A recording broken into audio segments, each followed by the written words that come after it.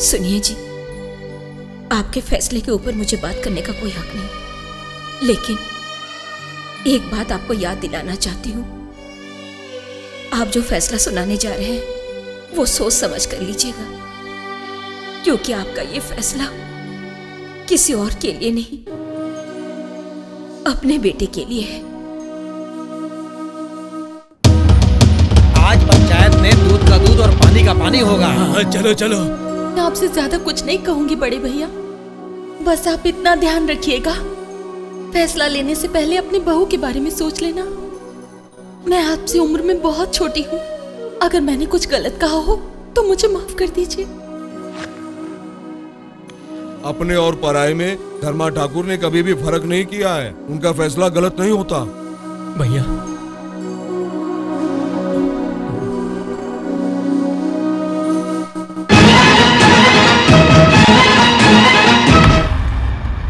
चाहे खून के रिश्ते वाला भाई हो, चाहे जिंदगी बांटने वाली पत्नी हो, फैसला सुनाने वाले की नजर में सब एक ही है, सब एक ही है।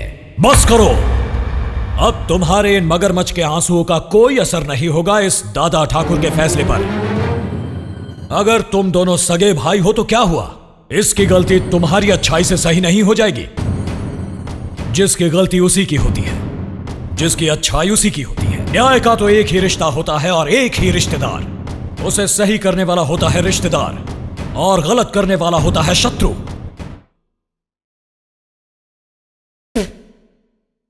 मैं गलती करने वाले को कभी माफ नहीं करता, ना ही उसे दोबारा गलती करने का मौका देता हूं। सही कहा ना आचार्य जी? बड़े मालिक 100% सही है। शाबाश। कल पंचायत में मिलते हैं, अब तुम लोग जा सकते हो। दादा ठाकुर मुझे माफ कर दीजिए। मेरे बारे में तुम सब अच्छे से जानते हो, ये ठाकुर जो बोलता है वही करता है और जो करता है वही बोलता है। मुझे माफ कर दीजिए दादा ठाकुर।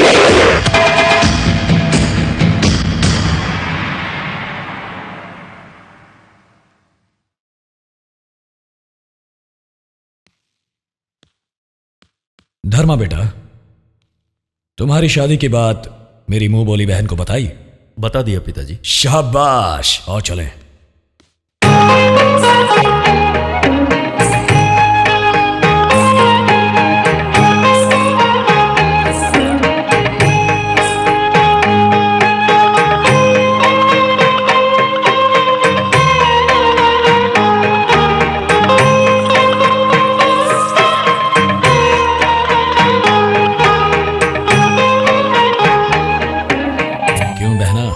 कैसी है लड़की? लड़की बहुत सुशील है बड़े मालिक। मैंने आपसे पूछा? मुझे मेरी बहना की राय चाहिए। हाँ तो बहना, कैसी है लड़की? बोलती क्यों नहीं? अच्छी है, जरा टेस्ट लेना होगा। बड़ी आई टेस्ट लेने वाली, हमें कोई टेस्ट नहीं लेना है। क्या कहा? तुम्हारे ससुर जी को तुम्हारा रिश्ता पसंद नहीं था तो तुम मेरी बहन के लिए आकर मेरे पिताजी के हाथ पैर जोड़ते थे, भूल गए क्या? ये बात सबको बता दूं? क्या साले साहब, मजाक भी नहीं समझते आप तो।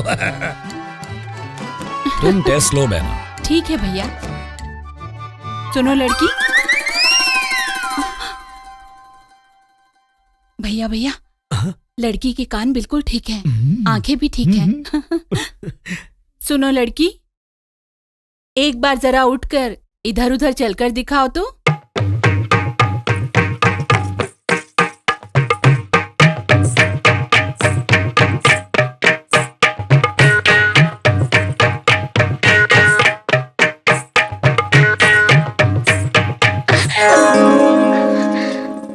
बहुत हुआ, आप बैठ जाओ। भैया भैया, लड़की लंगड़ी भी नहीं है। धर्मा बेटा। जी पिताजी। लड़की को ठीक से देख लिया है ना? पसंद है ना? मेरी पसंद का क्या है पिताजी, आपको और मुंहबोली बुआ को पसंद आनी चाहिए। शाबाश।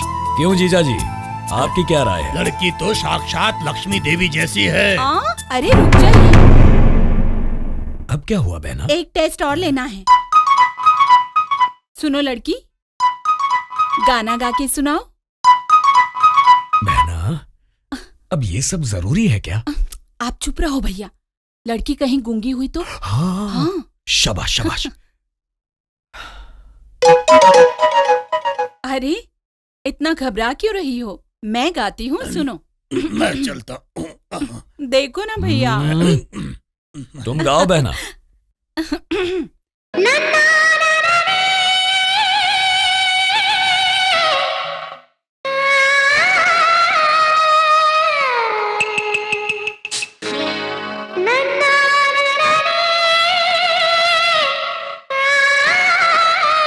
शाबाश। हाँ, बहुत अच्छा गला है, जरा हंसते हुए गाओ।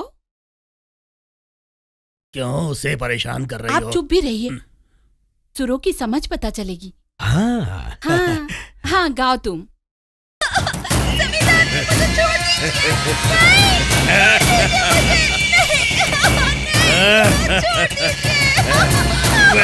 जमींदार धर्मा ठाकुर पे उसके ही खेत में काम करने वाली एक लड़की ने इल्जाम लगाया है कि उसने उसकी इज्जत लूटी।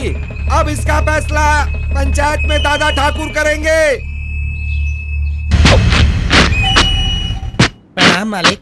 कहाँ से आए हो? सीतानगर से। तूफान के कारण इनका आधा गांव बर्बाद हो गया है बड़े मालिक। ठीक है, इनके सारे गांव के लिए पैसे और अनाज दे दीजिए। ठीक है, बड़के पुरवा गांव से आया हूँ मालिक। हाँ, धर्मशाला बनवाकर अन्नदान करते हैं। 200 चावल की बोरियां ठीक दे है बड़े दीजिए। मालिक। अच्छा नमस्ते ठीक है, मालिक। चलता हूँ। मैं दतिया से आया हूँ मालिक। अनाथाश्रम बनवाकर 400 से भी ज्यादा बच्चों की परवरिश करते हैं। शाबाश, 1000 बोरियां दीजिए। 1000? आप महान है दादा ठाकुर। जाइए सबको ठीक है रोकिए। बड़े मालिक। सुनो धर्मा बेटा, मेरी प्यारी बहना आ रही है, उनके बैठने का इंतजाम करो।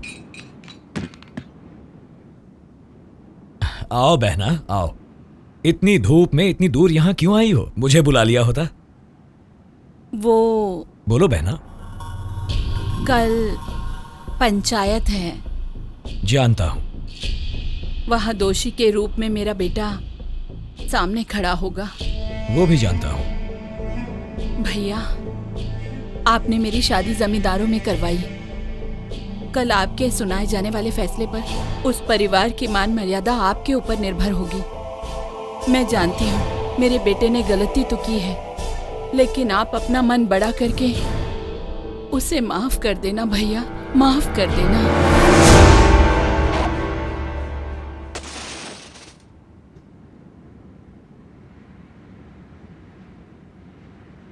धर्मा बेटा, अंदर अपनी तिजोरी में जो 500 तोला सोना पड़ा है वो लाकर मेरी बहना को दे दो। देखो बहना, रामपुर में मेरा 700 एकड़ का नारियल का बगीचा है, वो भी देता हूं। उसी तरह गोदावरी नदी के पास जो 200 एकड़ जमीन है वो भी तुम्हारे नाम की। तुम अगर चाहो तो मैं अपनी सारी जायदाद इसी वक्त तुम्हारे नाम कर सकता हूं, लेकिन सदियों से चली आ रही हमारी नीति और न्याय को मैं नहीं छोड़ सकता। मेरी बात सुनिए भैया।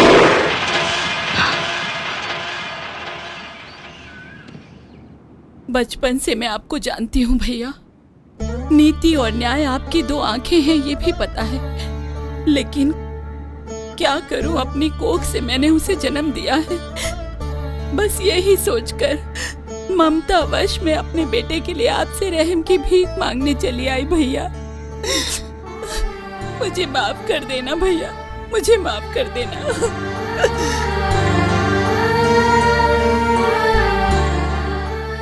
दुख हो रहा है बुआ जी? नहीं बेटा, गर्व हो रहा है। हर औरत माँ बन सकती है, लेकिन कुछ नसीब वालों को ही ऐसा भाई मिलता है। मैं उनकी सगी बहन नहीं, पर फिर भी सगी से बढ़ के मान दिया है। मैं चलती हूँ बेटा।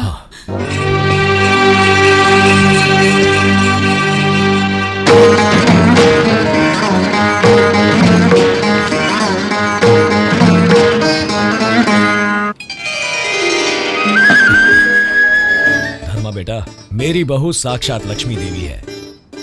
तुम जब भी घर से बाहर निकलो इसके हाथ से पानी पीकर ही निकलना, अच्छा होगा। ठीक है पिताजी। आचार्य जी, बड़े मालिक। पंचायत का वक्त हो गया है, अब चलना नहीं है क्या? जी, बड़े चलिए। मालिक। चलता हूँ बेटी, चलो धर्मा बेटा।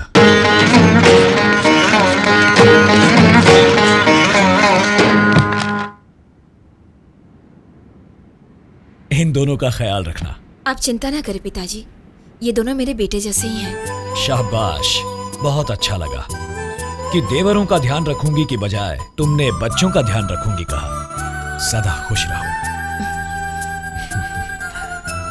धर्मा बेटा चलो।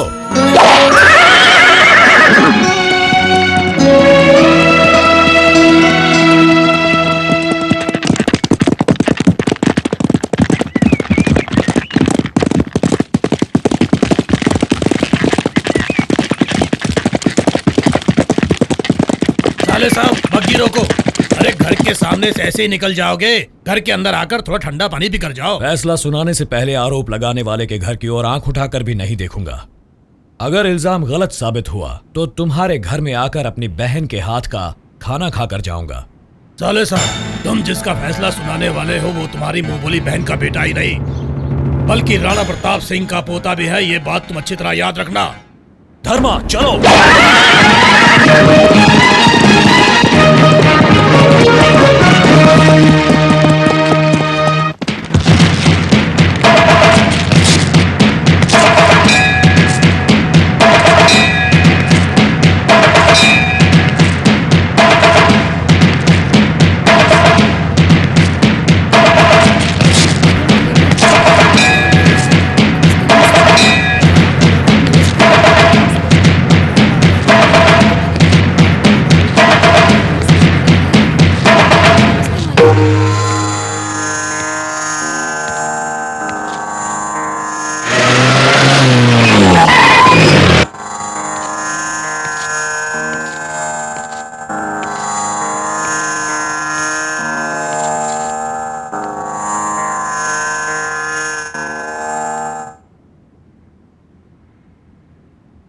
बड़े मालिक, नमस्ते मालिक।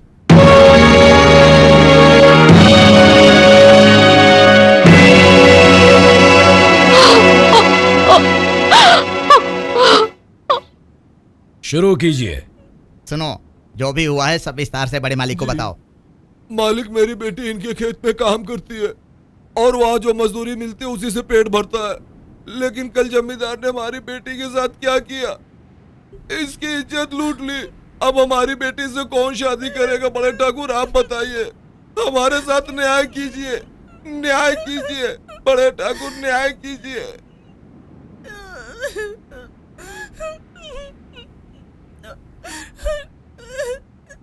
तुम इस लड़की के पिता हो, तुम पर भरोसा कैसे कर ले? क्या और कोई गवाह मौजूद है? मैंने देखा दादा ठाकुर। तुम इस लड़की के क्या लगते हो? मैं इस लड़की का मामा हूँ। हाँ, ये गवाही नहीं चलेगी। मैंने अपनी आंखों से देखा है। तुम भी इस लड़की की कुछ लगती हो क्या? मैं इसकी दूर की मौसी लगती हूँ मालिक। दूर की हो या नजदीक की, रिश्तेदारी तो रिश्तेदारी होती है। तुम्हारी गवाही भी नहीं चलेगी। इनसे किसी भी तरह की रिश्तेदारी ना रखने वाला, इस घटना को अपनी आंखों से देखने वाला अगर कोई है तो वो आकर गवाही दे सकता है।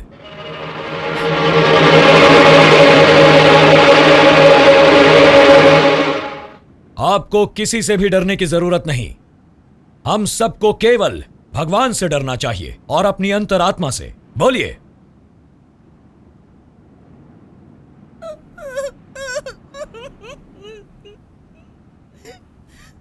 मैंने देखा है दादा ठाकुर। क्या देखा बेटे?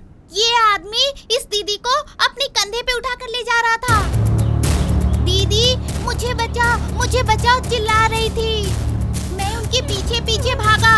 ये दीदी को पहाड़ी वाली पुरानी हवेली पे लेके गया और दीदी को एक कमरे में ले जाकर अंदर से दरवाजा बंद कर दिया।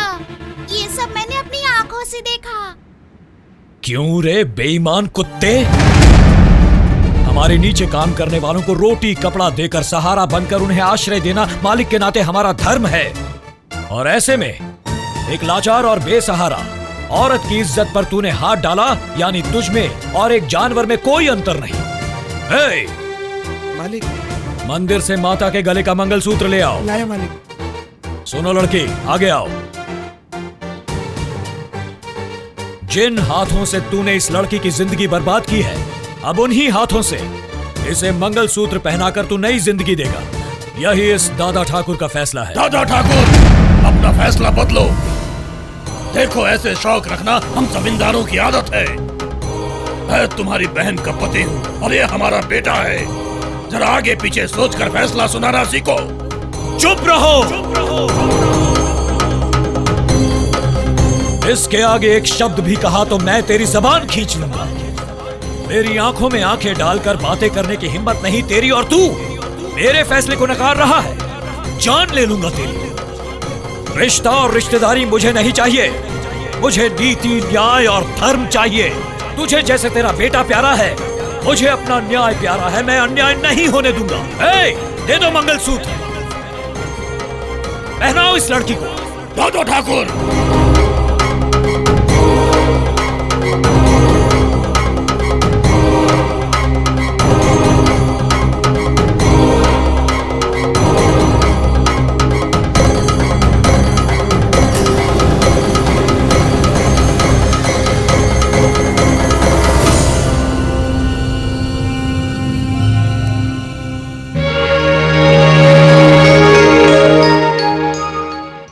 उस घर में तेरे साथ कोई अन्याय हो तो ये दादा ठाकुर जिंदा है, याद रखना। दादा ठाकुर की जय। दादा ठाकुर की जय। दादा ठाकुर की जय।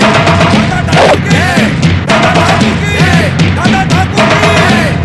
दादा ठाकुर की जय। दादा ठाकुर की जय। दादा ठाकुर की जय। दादा ठाकुर की जय। दादा ठाकुर की जय। दादा ठाकुर की जय। दादा ठाकुर की जय। दादा ठाकुर की जय। दादा ठाकुर की जय। दादा ठाकुर की जय।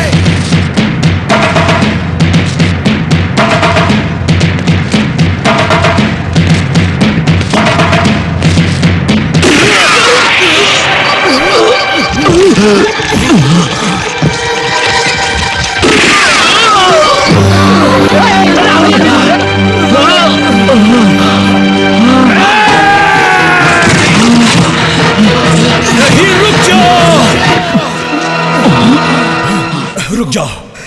खबरदार, उसे कोई नहीं मारेगा। भैया, भैया, कुछ नहीं होगा। भैया, नहीं भैया, ये क्या हो गया?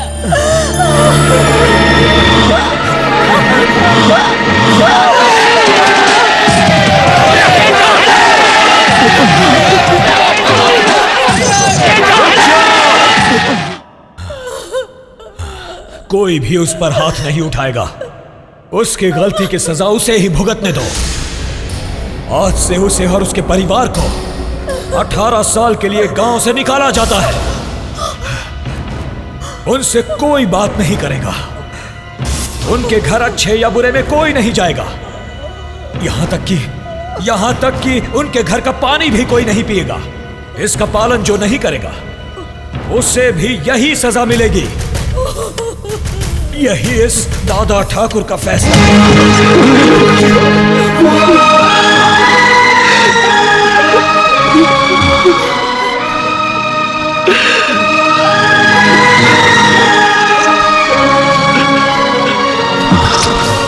धर्मा बेटा, मेरी जिम्मेदारी मैं तुम्हें सौंप रहा हूं। फैसला सुनाने वाले की नजर में सब एक है।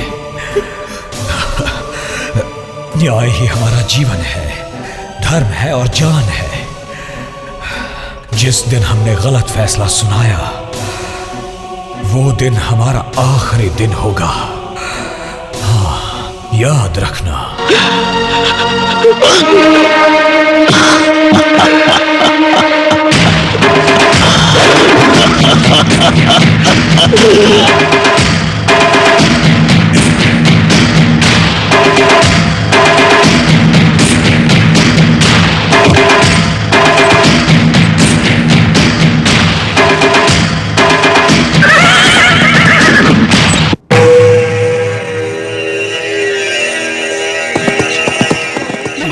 मालिक आ गए। बड़े मालिक, नमस्ते मालिक। प्रणाम बड़े मालिक।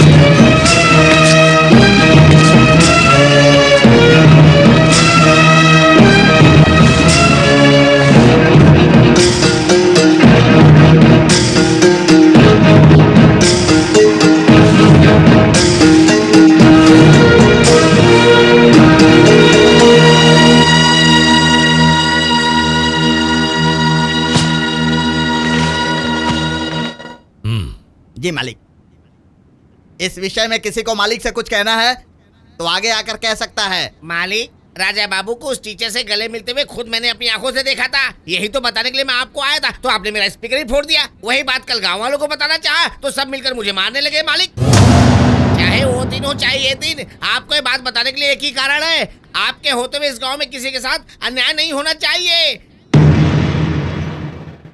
अगर आपको मेरी बातों पर यकीन नहीं हो रहा है ना, तो इन दोनों के बीच में जो पोस्टमैन जैसा काम करता था वो लड़का यही है। मैं हूँ मालिक। सच सच बता मालिक को।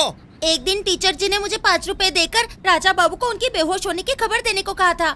झूठ बोलना बुरी बात है ना टीचर जी? ये झूठ नहीं, सच है। ऐसा बोलोगे तो ही राजा बाबू को समझ में आएगा, तुम नहीं समझोगे। ये लो और जाओ। मैंने जाकर ऐसा ही कहा था। उसके बाद राजा बाबू टीचर जी के घर गए थे, बस यही हुआ था।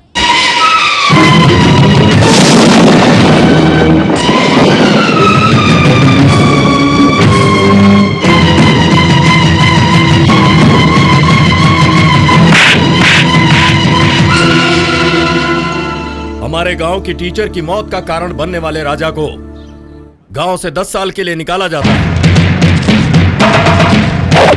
आज और अभी से इससे कोई बात नहीं करेगा। इसके घर से किसी का वास्ता नहीं होगा। गांव का कोई भी शख्स इसकी किसी तरह की मदद नहीं करेगा। इसका पालन जो नहीं करेगा उसको भी यही सजा भुगतनी होगी। यही हम फैसला सुनाते हैं।